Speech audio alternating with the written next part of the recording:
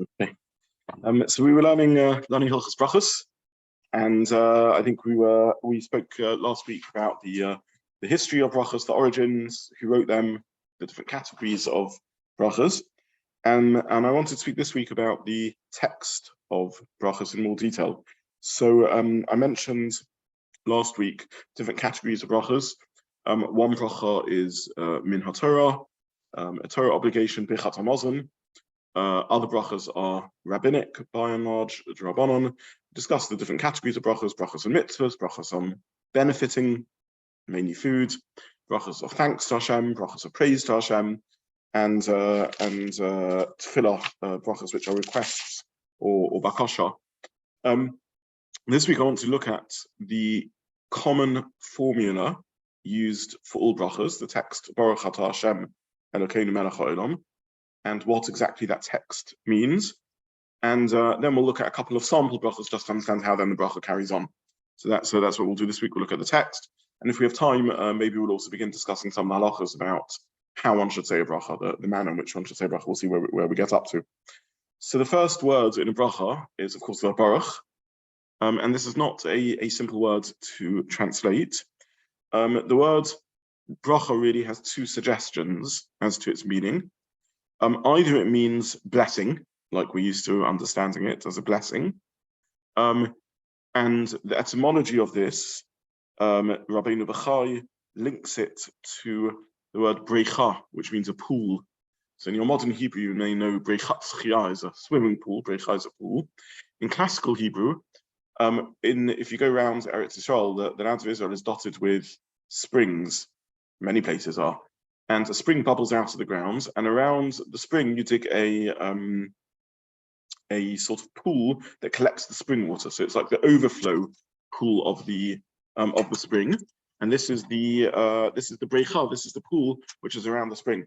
So brecha means like the overflow pool, and that's the idea of what a bracha is. When I give someone a bracha, when I give someone a blessing, what I'm really saying to them is, may the goodness that you have overflow. May goodness overflow onto you, like this overflow pool.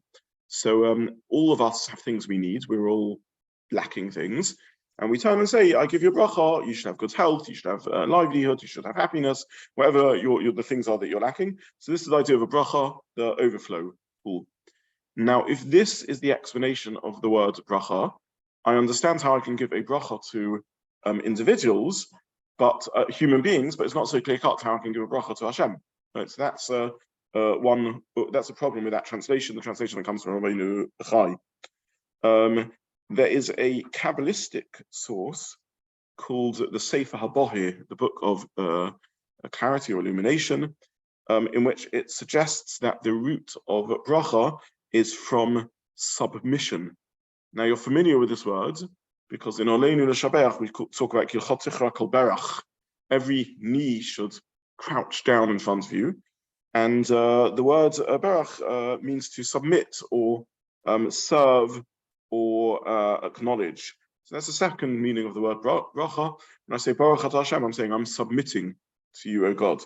So these are the two suggested meanings of the word bracha. Either it means overflow, as in the modern meaning of the word, how we currently think of it, blessing, or it means submission. Now, if it means blessing, it's a very interesting idea. How can we turn to Hashem and say Baruch Atah Hashem? You, Hashem, should be blessed. Hashem isn't lacking anything. He's infinite. He has everything he could possibly want. What does it mean to say that he is? He should be blessed. Yeah.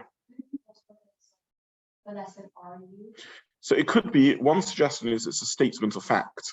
Rather than saying you should be blessed, instead we're saying that Hashem is blessed. And many say this, the Avodram says this, the Ivet, Rabbeinu Bachai, they all say this as a statement of fact, Hashem, you're blessed. Now we ascribe to Hashem many titles or names which are descriptive. We call them Atah, a description. So we say Hashem is Rachum, he is kind, Hashem is Chanun, he is gracious, Hashem Kal Rachum v'Chanun, right? We use these different terminology.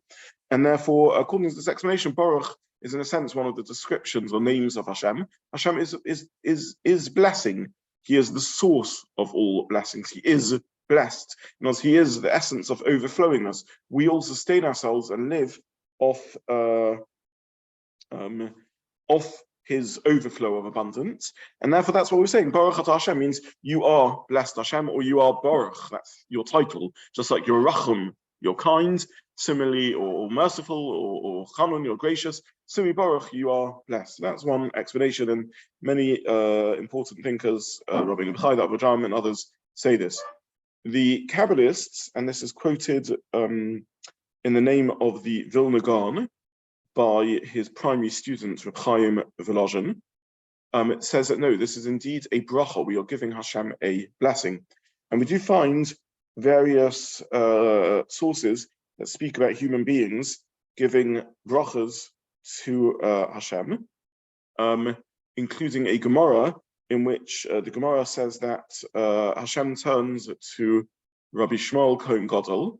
So there was a Kohen Gadol or a Kohen of sorts who had some sort of lifnai v'lifnim, mystical or literal experience of encountering Hashem in the Beis HaMikdash. It's an argument whether he was a Kohen Gadol who literally went inside, or a later generation who had some sort of form of spiritual entrance into the Beis HaMikdash. And Hashem says, Barucheni, give me a blessing.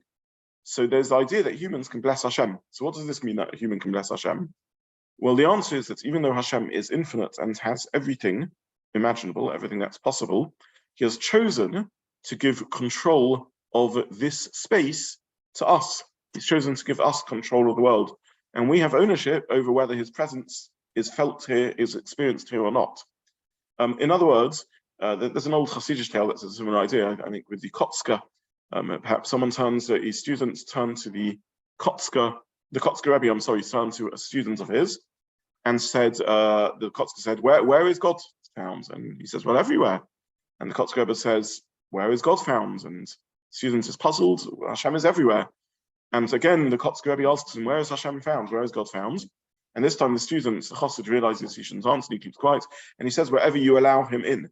In other words, in giving us the gift of free will, the gift of Bechira and the responsibility of Bechira, what Hashem has said is that my presence in this world is to some degree or other in your hands. He's chosen, continues to choose, to make his presence in this world dependent on us. And as we each own a little bit of this world, our space, our heads, and within this confines of our space, our thinking and our actions, we can choose whether to allow Hashem in or not. Of course, Hashem controls the whole world, and it is a continued choice that he gives us this, but he is choosing to give us control of the presence of himself in the world. This is human responsibility. He gives this to us as a gift, because without it we would be robots, without it we would have nothing to achieve. And he gives us this gift and this responsibility of becoming partners with him in the creation of the world and in making the world, and second, making the world a spiritual place, a place of the presence of Hashem. Which means, therefore, that Hashem has chosen to allow us to control whether indeed he overflows or not. We spoke about Baruch meaning the sense of overflowing. We have a choice whether he overflows or not. Hashem is the radiant sun, but whether we build solar panels to receive his bracha is up to us. And therefore, in this understanding, the mystical insight of the Vilna Gaon, we indeed say to Hashem, you should be blessed. We bless you, Hashem. We're not stating it as a fact, like Rabbeinu Bechai and the Avadram said. We're stating it as a blessing. We turn to God and we bless him. Your presence is in our hands whether we choose to recognize you or not, and that's up to us. To put this in very practical terms, we take this apple that we're holding in our hands, and this apple can either be excluding the presence of Hashem, it can just be a selfish, pleasurable act of eating, or we can bring the presence of Hashem into this apple, into ourselves. The act of eating can be an act of service to God, because as we eat it, we appreciate this is a tremendous gift from Hashem, how wonderful that is. We can use the taste and the pleasure of it to draw closer to Hashem. We can use the energy it gives us to appreciate and to serve Hashem. So we're bringing and infusing Hashem's presence into ourselves, into this apple. Baruch Atah Hashem, Borei Pri Ha'etz. So this is the next explanation of what a bracha is. Sorry, Julie, you wanted to ask something? I don't know if it was the right wording, but could one say that there is, like you said, that the reason why we give a bracha is because we lack something. So is it because there's a lack of relationship? And when we give with Hashem, and when we give a blessing, then we like form that relationship? Yes, you absolutely can phrase it like that. One can very much think of it in the language of relationship. We speak a lot about Hashem in the terms of relationships. We have lots of relationships to Hashem. We speak to Hashem as a father, as a mother. The word lack. Yeah. Hashem doesn't lack anything. Correct. So Hashem in and of himself lacks not, but our awareness of Hashem can lack. And to the degree there's a lack of awareness, Hashem has chosen to allow us to control whether his presence is experienced or not.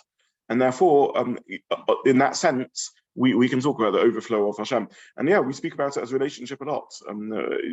Father, mother, king, and we use the analogy of relationships in Shir Hashem, the analogy of spousal love. So absolutely.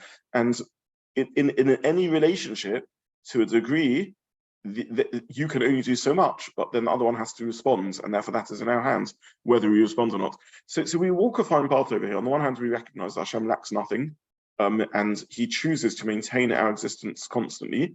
But in that constant maintenance of our existence, Baruch, that we can choose whether we allow his presence to be felt, and therefore in that sense we can turn to Hashem and say, "Bless, may you be blessed," and we bring bracha in that sense to Hashem as we engage in the acts of eating the apple, or, and I'm using it by analogy, for all the pleasures and experiences of this world, which we can choose to thank Hashem for, not thank Hashem for, and all the categories of brachas, bakasha, request, blessing, thanks, appreciation, praise, etc.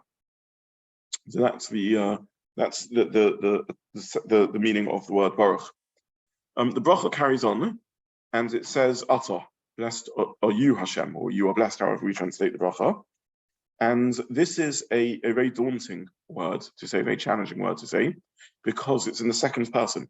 That's what we call in Hebrew lashon nochach. I'm saying in the presence of someone who I'm standing in their presence, and then for every bracha has in it a microcosm, a little mini version of what the Amidah has of Omed Lifnei HaMakom, that I'm standing in the presence of Hashem. Because for a few seconds, Baruch Atah, and I'm aware of the presence of Hashem in my life, in my experience, and I'm standing in front of Hashem. We'll see later that as a result of this standing or sitting in the presence of Hashem, there are halachos about how we should be dressed, how we should be clean, etc., how we should behave. As we say brachos, there's a degree of kavod that all brachos demand. But that's the concept of Baruch Atah. Now, every bracha has built into it a paradox, because even though the bracha begins with Baruch Atah Hashem Elokenu Melech HaOlam, blessed are you, the bracha then moves from the second person into the third person, and begins talking about Hashem as him. So, for example, one of the clearest brachas is Baruch Atah Hashem Elokenu Melech HaOlam Shal Kol Niyeh, everything came into existence, bidvaro, through his words. So every bracha has this paradox built into it, that whilst it begins with Atah, it finishes off, whilst it has within it you, it moves on to the third person, moves on to him. Now, a you relationship is a very close and direct one. I'm in the presence. In Hebrew, it's called lashon nochach, sort of in the presence of. A third person is called lashon nistad. There's something concealed. And talk about him or her, or he or she, I'm talking about someone who's not directly present. I'm not addressing them directly. It's someone else, of whom I'm less closely aware. Now, the halachic reason for this double form of bracha is based on a Talmud Yerushalmi. So just a brief reminder of history. After the Mishnah was edited, there were discussions in the Bati Medrash, in the yeshivas, and these discussions coalesced in the yeshivas in Eretz Yisrael into the Gemara known as the Talmud Yerushalmi, the Israeli, the Eretz Yisrael Gemara, and in the yeshivas and academies in Babylonia, Iraq, Bavel, known as the Talmud Bavli. Now, due to persecution in the lands of Israel, the Talmud Yerushalmi was never as fully developed, it wasn't as edited as fully, and the academies closed down within about 160 years of the completion of the Mishnah, and many refugees arrived from Eretz Yisrael with the traditions of Eretz Yisrael to Bavel, and in a sense, the Talmud Bavli was the continuation of that great work, and the Talmud, what we call Gemara, is the Babylonian Talmud, the Talmud Bavli, which was far more edited and continued really for several hundred years after that. Nonetheless, there are occasional pieces of information that appear in the Talmud Yerushalmi that don't appear in the Talmud Bavli. And one such example is this. It's a Gemara in Berachos, in Perek Tes, in which there's a machlokas between Rav and Shmuel, two of the leading heads of Rosh Yeshivas. And they argue whether a bracha should be said in the second person, Atah, or should be said in the third person, he, rather than you. Rav says a bracha should be said in the second person. Berachot tzarich lomar Atah, you have to say it you, because we're speaking directly to Hashem. Shmuel says this is too far. When you say a bracha, you can't stand to that degree in the presence of Hashem. It's a unique experience, perhaps when we say the Amidah and not the rest of the time, and therefore a bracha should be in the third person. The Rishonim say that we paskin as a compromise, we rule like both. And therefore, every bracha has both elements to it. Okay, so that's why brachas have both the second and third person. But what does this mean in practice? How does this work? The answer is we're meant to have two modes of relating to Hashem. We're meant to have an experience of the presence of the immanence of Hashem. Hashem is there present in our lives, but that is overwhelming and overpowering. And therefore, we step back and we feel a sense of awe and the remoteness of Hashem, the transcendence of Hashem, which is the third person. We refer to these two modes of operating as Ahavah and Yira. Ahavah means love, Yira means awe or fear. All the thinkers, all Jewish thinkers, both the Kabbalists and the Rambam, the philosophers, speak about this sort of balancing act between the two, and they describe an almost meditative experience in which all of us need to feel a sense of love and closeness to Hashem, v'ahavta Hashem Elokecha, and we feel an intense longing and awareness of the presence of Hashem in our lives, and then immediately we're almost thrown back into it's overwhelming, and we get an overwhelming sense of how distant and how far. Love is connection, love is relationship, love is a sense of unity, and we can feel this moment of mystical unity with Hashem. But then we're immediately thrown backwards. We can't maintain that because it's overwhelming, and that's the shift into the third person. This is explained by Tzadok HaKohen of Lublin, the great Hasidic thinker, and it's also an idea expressed by other thinkers, by the Rishonim who speak about this. So this is a classic idea in Jewish thought, that we balance the Baruch, the second person, and the Baruch Atah, the second person, the you, and then an awareness of Shakol Yevvaru, of the gulf that's between us. And this should be, by the way, a real, I'm not saying every time we say a bracha we can say it with Kavanah, but part of the purpose of this series is to enhance our relationship to Hashem and to Halacha. And therefore, when one says a bracha, at least on occasion, we should try and do our best to actually go through this meditative experience in which we feel a closeness and an awareness and a connection to Hashem. And then miyad near Tzarach, as Zaman says, immediately we are in a sense thrown backwards, we become overwhelmed by it, and we realize this is too much. So yes. I want to ask, if it's supposed to be balanced, why is it that we say Atah, like we say the you sense right next to Hashem's name, but then the he is further away and like even like a second sentence to the original sentence? It's a very good question. The first, in some senses, Yira or comes before Ahava, but Ahava is the deeper and, in a sense, primary way of connecting to Hashem, and therefore we mention as we begin the bracha, we say Baruch. In other words, I'm aware of Hashem as the source of my existence. Hashem, Yud Kei Vav Kei, which we'll look at, we haven't yet got up to now, all to the bracha. There's an awareness of the presence of Hashem. And before that, there's the Atah, there's the immanence. But then as we experience that immanence, Yud Kei Vav Kei, which is transcendent, and then we step backwards. So this is the process of how we balance the two. So says, as I said, Reb Tzadok, the Rashba, Rabbi Nebuchai, many great thinkers say this. They also point out that we say this in davening. So, for example, we say the Malbim translates this in the Pesukim in Tehillim, chapter Lamed Aleph. We say, Gadlu la Hashem iti, Gadlu, bring greatness to Hashem with me, and elevate his name. In other words, there's greatness of Hashem, which is, greatness means gadol, he's big. In other words, there's a relationship there. I'm little, but he's big, but there's something to talk about. There's a connection. But then, neromama shmoyu, that his ultimately we recognize that he's romem, he's elevated, he's above our sort of awareness. We say Hashem b'tzion gadol, Hashem is great in Zion, in Sion. V'romhu al kol ha'omim, and he is elevated over all peoples. Meaning to say that in Eretz Yisrael, where we are able to have a degree of connection to Hashem, Gadol, we are aware of the greatness of Hashem, but greatness means we're aware of the kindness, the overflow giving us, there's a connection. But V'romhu, he is elevated, al kol ha'amim, over the whole world, over all peoples, he's elevated, there's a transcendence that's there, that's a little bit beyond us. So this is a theme. We find many expressions in cinema which has this sort of double language of different phrases that are used. And this is mirrored in Berachos, which has the Atah, the direct Lahavah, love, connection, relationship, awareness of the presence of Hashem.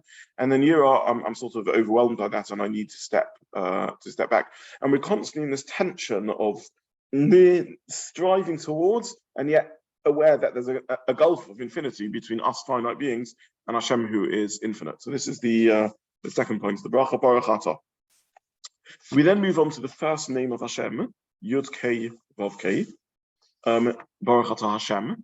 The meaning of Yud Kei Vav Kei is not entirely clear. We don't pronounce it. We don't know how to pronounce it. We dare not pronounce it. And instead we say Adnus. We speak about Hashem as Adon, as the master. So when we say Yud Kei Vav Kei, we don't pronounce it as it is, something or other. But instead we say Adon, and then Noi, we say Adnus, the mastership of Hashem. And the reason for this is that the approximate meaning of Yud Kei Vav Kei is Hoya, Hove, V'yeh. Hashem was, Hoya, Hove, is, and Yeh will be. In other words, he is reality itself. He is existence itself. We humans can think about that which is Haya, which was. We can think about that which is, Hove, and Yeh, that which will be. We can't think about something which is above time, which is just existence itself. Hashem is the source of all existence, but we can't express it verbally. We dare not say the name of Hashem because this is above human comprehension.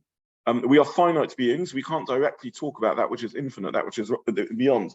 The Rambam points out that whenever we try and talk about the infinite, we switch into negative language. Rather than saying what it is, we say what it isn't. Even the word infinite in any language is always a non-word. It means infinite, non-finite. There isn't a positive word for infinite. In Hebrew, it's Ein Sof. There's no boundary, no limit. It's unlimited. As soon as we talk about something without boundaries, we can only use the negative, boundaryless. We don't have positive words for it. I understand and comprehend everything psychologically, mentally, intellectually. I grasp everything physically, not just because of where it is, but because of where it isn't. I can grasp this table or this phone or this book because of what it is. It's a phone or a book, but also because what it isn't, because there's an area where it doesn't exist as much as there's an area that it does exist. So I can only grasp something with my hands or perceive it with my senses, with my eyes, because of its boundaries, because of where it isn't. Intellectually, I can only grasp something or talk about something or use a word because I can define it. I can delineate it. A table I can talk about because it's a table, but not anything else.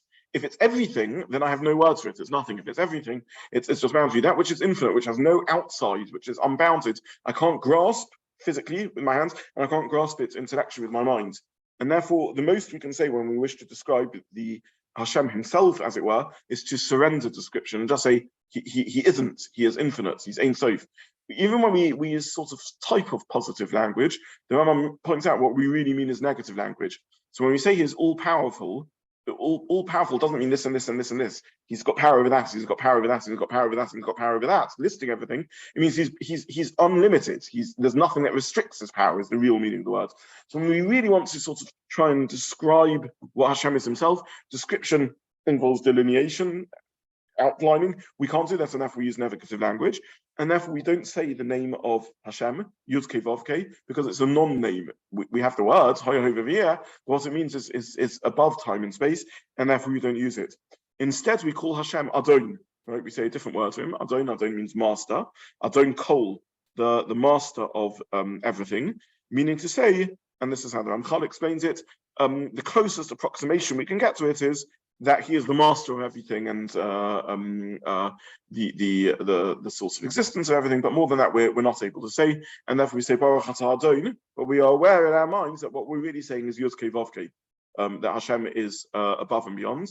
And this is the point where we transition, as you pointed out before, from the Atah to the non-Atah world. We say Baruch Atah, but what are you? You're transcendent, you're above and beyond any ability to grasp, and that's the point when Yira transcends, comes in, and we realize ultimately an aroma Moshe Yachtov, he's too elevated for us. All we can do is acknowledge his beyondness, his transcendence, which is Neromama, which therefore we now begin speaking about as he's the other, but he's not here, he's not present. We can't connect to him ultimately.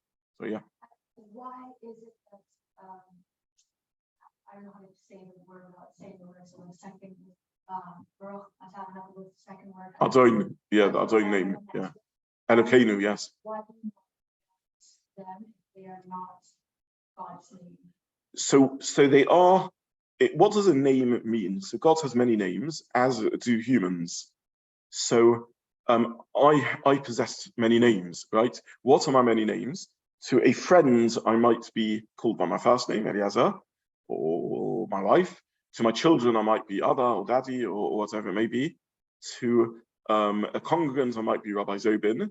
To a shopkeeper, I might be Mr. Zobin. Right? We all have multiple names. And each of those names is our name in a certain sense because they all reflect ways of relating to us. So all names are attempts at relationship. And therefore, all the names of Hashem have kedusha, they have sanctity, and therefore we don't just needlessly use them. However, in the correct context, with the right respect, we can say them. And therefore, when I'm saying a bracha, I can say the name of Hashem with the word Adon in it, or the Elokenu properly, etc. Now, when we're just talking about it, we don't say the name fully. However, Yud Kei Vav Kei, even in the moment of a bracha, or the moment of tefillah, or the moment of Talmud Torah, we shouldn't say the name because we recognize that it's a transcendent name, it's a non-name, it's a non-descriptive name. When we read in Torah, we don't say Yud Kei Vav Kei properly, we just say Adon, etc. Yeah. I have a second question. Yeah. Oh, yes. So then I'd say like father. Yes. When I've been Yes. There you're saying you're okay. referring to him. Yes. Because there are basically three categories of name in halacha. There's Yud Kei Vav Kei, which we never say. There's Elokenu and words like that, which we say in the correct context. But these words can only be applied to Hashem, and therefore we don't use them in any other context. And finally, there's words which are can be applied to humans or to Hashem, in which case we can say these words in other contexts. And this third category is called a kinoi. It's not a shame, like a name as an absolute name. It's a kinoi. Kinoi is often used as like a nickname or a label name. So Hashem just means the name is even less than that. But there are other names that do have descriptive power when applied to Hashem, but they're more like a description than an absolute identification. So I say that Hashem is Rachum. He is the all-merciful. By that I mean merciful beyond human mercy. That's Hashem. But humans also can be Rachum. Right? Chanun, but humans also can be Chanun. These are what we call the midas, or the descriptions of characteristics or behavior of Hashem that we are meant to emulate. So we say Mahu Rachum, just as Hashem is merciful. You too should be, you humans should also be Rachum, merciful. Just like Hashem is gracious, so too we should be gracious. We don't say just like Hashem is godly, so too you should be gods. We try and be Kodesh and holy, but we're not gods. So the first category is Yud Kei Vav Kei. It's a name that we can never say. The second category is a name, but since it's only the names of Hashem, we wouldn't use them in any other context. And the third category, like Rachum, is a name that we can borrow, or Avinu, are names that sometimes we convert to Hashem and sometimes not. So Hashem is the Father, in other words, He's the source of all life. But there's many fathers, there's parents who are also the sources of life. The last question is you can say like God in English. Yes. But it's still his. Wouldn't God also be like? So that's an excellent question. A word which is a foreign tongue description of Hashem, even if it's only applied to him, has the status of a kinoi. So it has the status of the third category of name. Because it's not a Lashon HaKodesh, and therefore it's a borrowed term. The point about the difference between Yud Kei Vav Kei is God's absolute name, therefore we never say it. The other names are names of Hashem. The third category, kinoi, I said it's like a nickname, it's like a borrowed term. So it can be borrowed for one of two reasons. Either borrowed because it's just a quality, like Avinu or Rachum, or borrowed because it's in another language, and therefore it's a borrowed phraseology. And in either case, where it's borrowed, the full halacha doesn't apply to it. So when I were to read a bracha, I would say it in English, and then I would say God, it wouldn't count. Because I would have to replace God with the two names that you're normally to, and then you would say the rest of Bracha in Hebrew. So the Gemara says that one is Yotze Berachos even with a kinoi, even without saying any of God's absolute names.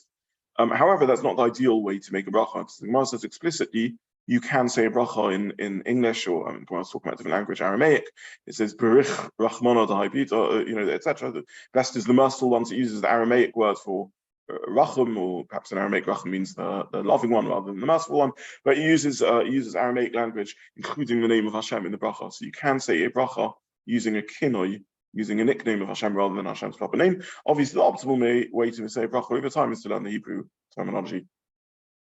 Yeah, and there's two reasons for that. One is because Lashon HaKodesh is the unique expression of it. Hebrew is the unique expression, and secondly, because all translations lack something of the original. They're never quite as apt and as accurate as the original, particularly when you're translating from Rabbi Kiva points this out in the quotes by the Mishmurah, that when you're translating from a Semitic tongue to a European tongue, you really can't get the sentence right. So if you're translating from Hebrew to Arabic or Aramaic, you can preserve the same structure at least, still loses something. But if you're translating from Hebrew to English, you're restructuring the whole sentence. So for example, V'ahavta es Hashem Elokecha in Shema, and you should love Hashem your God. Well, it's not entirely true, because V'ahavta and you should love, in Hebrew it's and love you, V'ahavta es Hashem Elokecha. Elokecha is God, not your God. So because English is a European tongue, not a Semitic tongue, we change the whole order of words, and therefore no translation can actually really line up with the original meaning. So all translation lacks something, because it's never entirely correct. Every language has its own feel and flavor. But particularly, as Rabbi Kiva points out, translations from completely foreign tongues, translating from he was talking in context of Yiddish or whatever it was, the Germanic tongue, translating from a Semitic tongue like Hebrew into a European tongue like German will never go, will have an enormous number of inconsistencies into it, because it's a completely different family of language. It's not even structured in the same way. Okay, so this is Baruch Atah Hashem, Elokenu. Now, the word Elokim means, which is also translated as God, means the midah, the Torah explains, it means the midah, or the quality of the power of Hashem, the authority and power of Hashem. And the Nefesh HaChaim says, based really on the Shulchan Aruch, that it means, the Shulchan Aruch brings, the Nefesh HaChaim elaborates on this, it means that Hashem is the master of all forces and all koiches, all might in the world. Now this is seen as a lower name than Yud Kei Vav Kei, because whilst Yud Kei Vav Kei says he's the root of all existence, this name Elokim says now that we have existence, which has within it mightiness, mighty mountains and fierce waves and powerful waterfalls and fiery flames. The world is full of might, and of course the might of humans. Hashem is the Baal HaKochos Kuloi. He is the master of all these mights. In other words, it's saying there is might, there is existence, there is the universe, but Hashem is the master of all this might. He is the strong one within this. So this is a lesser name, because it's indicating him as a power, the strongest power of all the powers that exist, the master of all the powers that exist. This name gives space to the possibility of other powers. This name gives space to the possibility of idol worship, right? Idol worship is someone who looks at the sun and says, wow, what power, what forcefulness. Surely this is something of godliness. This is where pagan practice comes in. Referred to the Torah as Elokim Acherim, other gods. We would never say about them they are other sources of existence, Yud Kei Vav Kei Acherim, because the source of existence by definition is only Hashem. But other powers, we can look at the universe and we can say it's powerful, there's all sorts of powers. Our job is to recognize all these powers stem from him. But they're the second stage of awareness. I exist, I feel powerful, I master technology, I have at my control fire and nuclear power and power stations and computer technology, and I recognize this is all, God is the master of all these powers, but that means there's powers of which God is the master. So this is a lesser stage of, in a sense of recognition of Hashem, but a very important one, which is to recognize I live in a world in which there's power. I can't always live with awareness of Hashem as Yud Kei Vav Kei, as transcendent and absolute and the source of all existence. I do feel I have a sense of power. Humans do have a sense of power. We'll use the name Elohim for God forbid, pagan powers, or even for legitimate powers. A Beit Din can be called Elohim, a powerful person can be called Elohim. That there is an element to which there's power, but all of that is stealing from God's title, who is the Elohim. He is the absolute power. So there's nothing wrong with me saying I'm Rachum, I'm merciful. On the contrary, I'm meant to copy that quality of Hashem. That's why it's the third category of name. But Elokim, I'm meant to recognize that only Hashem has the power, but I'm seeing that a world full of power and ascribing it back to Hashem as the power of all powers. This is why Elokim has a plural nature to it. It seems to have a plurality associated with him. It's God is the source of all the powers, and if it sounds like it's a plural word, the Yud Mem ending of it has something plural about it. And we find it, as I said, used by pagans as describing the power of Hashem in other contexts, also the power of gods in other contexts also. Yes. Yeah. Yes. And why can't? Because in all those cases, it's in its correct form only when it comes from God himself. And in the incorrect form, it's stealing of God's power. So if I'm ascribing Elohim to pagans worship, to the sun or the moon, that's inappropriate. Rachum, there's nothing inappropriate. Of course, all of us should be Rachum. Hashem wants us to share of that quality. Godliness is his alone. However, the nature of this word of godliness is a recognition that the world is full of power, and when to ascribe that power back to Hashem. So it shouldn't be a Torah. It shouldn't be the third category name, but it can be misused to become a Torah. And that's the weakness or the limitation of that name vis-a-vis the higher name of Yud Kei Vav Kei. But it is one of the absolute names of Hashem. Hashem is the Baal HaKoshus Kol. Hashem is the master of all power. The Vilna Gaon points out that over here in the Bracha, we don't say Berachot Hashem Elokim Melech HaOlam, we say Elokenu Melech HaOlam. He is our God. And this, of course, comes from, this is our Derech Eliyahu, who speaks about it in Devarim. This comes from Shema Yisrael Hashem Elokenu, Hashem Echad. And as we claim Hashem is Elokenu, now, of course, he is the God of the whole world. However, we have a unique relationship with him. This is the nature of Hashgacha Pratis, the divine intervention in the history of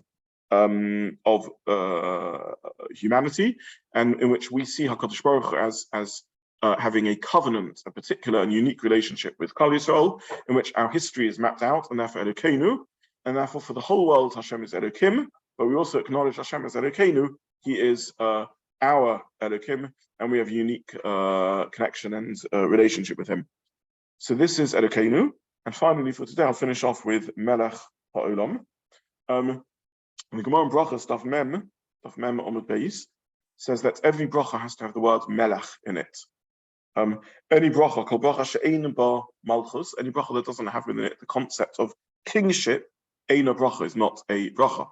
And as we've spoken about very nice high ideals, Hashem is Yud Kei Vav Kei, he is the master of the world, he's the he's the master of all forces, he is that which collects within himself all the forces.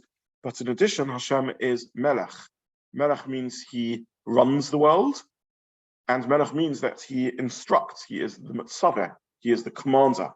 And therefore it's very nice saying a bracha with all these high and fancy ideas, but now we have to translate it into actuality, into recognition that Hashem controls and directs and runs the world and instructs us what to do, and therefore any bracha that doesn't have Melech in it is lacking a bracha. So this is the opening formula of brachas. Next week we'll look at the continuation of brachas and we'll explore a few brachas just as the other was, where we get specific. But in the opening formula of brachas, this is the structure, Baruch, which we discussed, either you are blessed, statements of fact, and a description almost of Hashem, like Racham Chanun, Atah, the confidence of saying you to Hashem, the incredible idea of doing so. Yud Kei Vav Kei, transcendence, Elokenu. We spoke about stepping into the third class, the master of all kochos, and then Melech, that tachlis, practice, nice with all the philosophy. But what does this mean? Hashem is our king. We have to obey him. He runs things. Sorry, yes. Just wondering, the name of Cal. Yes. But it's considered a name of. Yes, it is. Yes. So how come we're able to use those names sort of to name ourselves and not like? I think isn't Amiel that means God's people? Yes. We use that term, which is a term Yes. of God's name, in a version of that name for ourselves. Very good points. So we don't use it freestanding by itself, but we will merge it into other names. And we will allow ourselves to use it as a recognition of Hashem. So, for example, I have two names. I'm Eliezer, Gavriel. Eliezer is Kel, Ozer, God is my help. Gavriel is the mightiness of Hashem, Kiborkel, or and so on with Shmuel and Daniel and Michael and many names. So these are names of recognition of Hashem's involvement in our lives. If someone goes around and calls himself Kael, they are claiming pagan power. If they recognize Hashem as a power that underlies their strength, then that is an appropriate name for us humans. I was Stranger Things of the series, and one of the characters, her name is 11, and they call her as short. Yeah. Yes. Would that be? So this would be okay because it is a coincidence of sounds rather than meaning the Hebrew use of it. So if you you have Elizabeth and you call her for short L or something like that, or even the letter A B C D H I J K L M N O P, that would be okay. That's just a coincidence of sounds, and therefore that's not used in the context of meaning godliness. Like it's remember where he's from the house of. Yes. He's from the house of.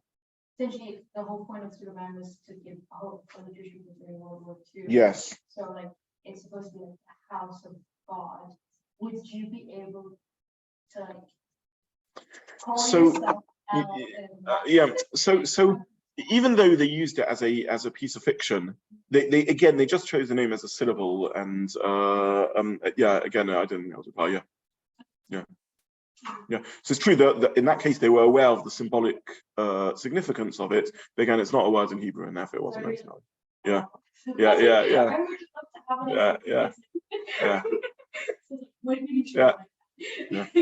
Yes. Somewhat of a beautiful but just about the importance of names. Some people have this thing where they don't like to sort of basically give like power to names that we don't recognize. Like some people say Xmas, they don't like to say Christmas, say, for example. Yes. Just wondered from our perspective, I guess for us, we don't consider there's anything in these words, they're just a bunch of letters put together. So is saying these words any issue, or is that like can you just say whatever you want in terms of those sorts of words? Okay, so there is a pasuk that says that there shouldn't be a shame and him acherim, the names of other gods. You shouldn't express the names of other gods.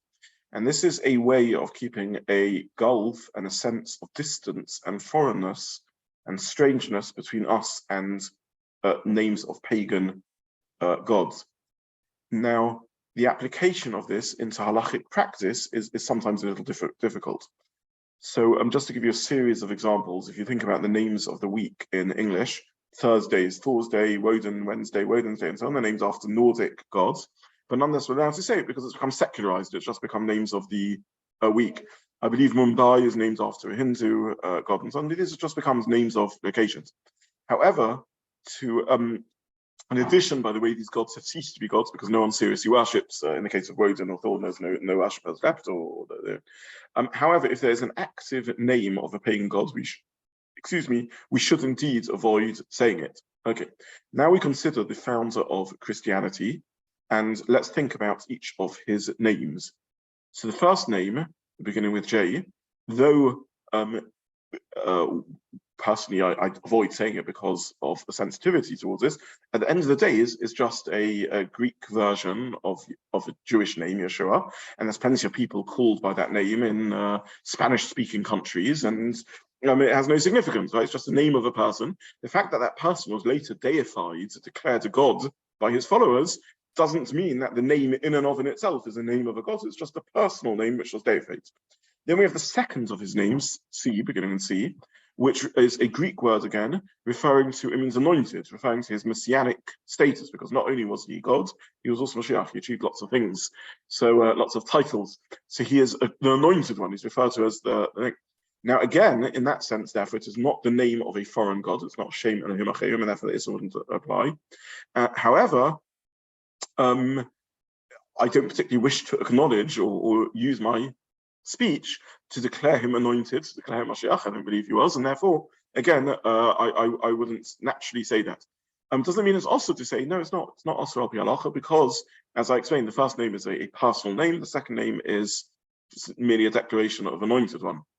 Then one could take the chumrah and the stringency further and avoid saying, for example, Christmas, and rather say Xmas, the same idea, because of the sensitivity. Ultimately means the master service and so on that day. And then you have Christians, which is declaration of these, so most people don't avoid saying that. So you can give it mystical explanations of sort of somehow by saying things, giving it power and so on, and these are not ideas I'm speaking about over here at all. From a halachic point of view, it may be a sensitivity or a way of creating a slight sense of gulf and separation, but it's not the technical the basis of the issa would be the technical prohibition of Elohim Acherim, and that doesn't apply in these cases. Okay, so we'll stop for today, and Hashem, I'll see you next week, but we'll carry on with those Berachos.